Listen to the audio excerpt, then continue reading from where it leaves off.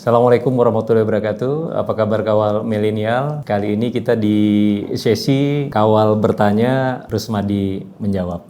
Tapi sebelum saya menjawab, kita minum dulu yuk.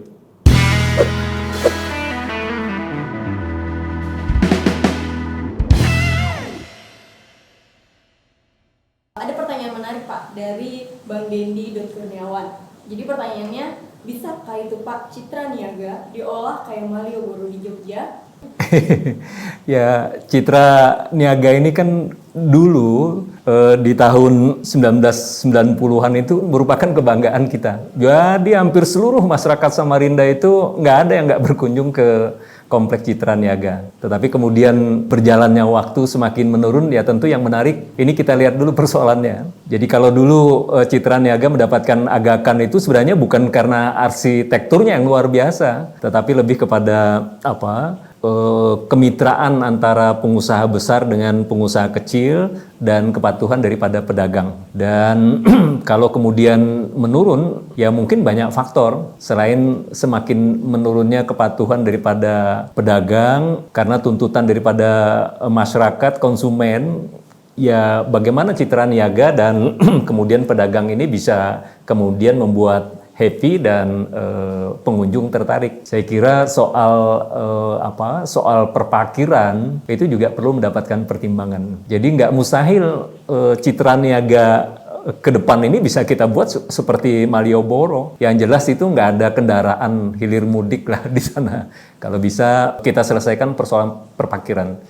Anggi Arindia Wijaya. Okay. Pak, kenapa Via Valen nggak fallback saya? Wah, ini persoalan. Mestinya Via Valen ini fullback ya. Tapi kok tanyanya ke aku ini? Pasti lihat Facebook aku ya, lihat kedekatan aku dengan Via Valen. Dan itu benar-benar dekat, bukan sembarang dekat. Hanya dekatnya karena sering dengerin kasetnya Via Valen, bukan dekat bener. Dari Bang Andi Angkasa Putra. Jadi pertanyaannya, bagaimana tanggapan dan solusi Bapak terkait bencana banjir di Samarinda? Ya, mungkin Bapak bisa berikan tanggapannya. Ini pertanyaan berat, tetapi ini adalah persoalan serius yang dihadapi oleh kita semua masyarakat Samarinda. Dan kalau saya melihat memang persoalan banjir ini kompleks lah ya. Tapi kalau kita mau melihat, ini mau tidak mau ya kita melihatnya dari sisi ruang itu ada 3 zona, yaitu zona hulu, ini daerah-daerah bukit. Kalau Samarinda ini ya daerah Sungai Siring ke atas lah, lempaknya Sungai Siring ke atas. Antara lain adalah Waduk Benanga.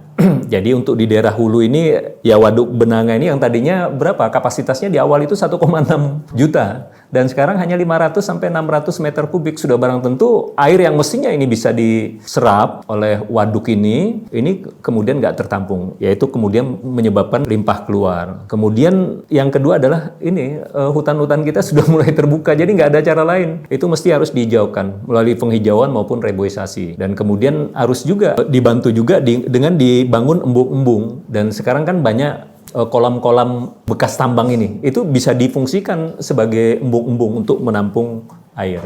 Kemudian yang kedua di daerah kota, di perkotaan ini ya drainasenya, ya selokan, ya kemudian paret, kanal-kanal ini dipastikan berfungsi lah, nggak ada lagi yang terjadi pendangkalan. Itu bisa dibantu kalau misalnya untuk percepatan kemudian kalau misalnya terjadi banjir ya dibantu dengan folder-folder, tapi dilengkapi dengan mesin lah ya. Dan kemudian saya melihat di sisi hilir ini justru yang penting. Pada akhirnya air ini pasti lari ke sungai. Nah, sementara sungai kita ini nggak berfungsi dengan optimal. Ya karena terjadi pendangkalan, karena kemudian penyempitan. Secara keseluruhan adik-adik sekalian, ya kita bisa ibaratkan tadi misalnya bendungan, embung ini adalah kalau di rumah itu adalah merupakan tandon raksasa lah ya untuk menampung. Jadi kalau tandon kita di rumah 2.200 liter misalnya, ini separuhnya saja bisa menampung air karena di dalamnya pasir, sudah barang tentu kemudian berlimpah keluar. Dan belum lagi ini sungai yang harusnya berfungsi baik, kalau kita di rumah selang lah. Kalau selangnya bengkok-bengkok kemudian terjadi penyempitan,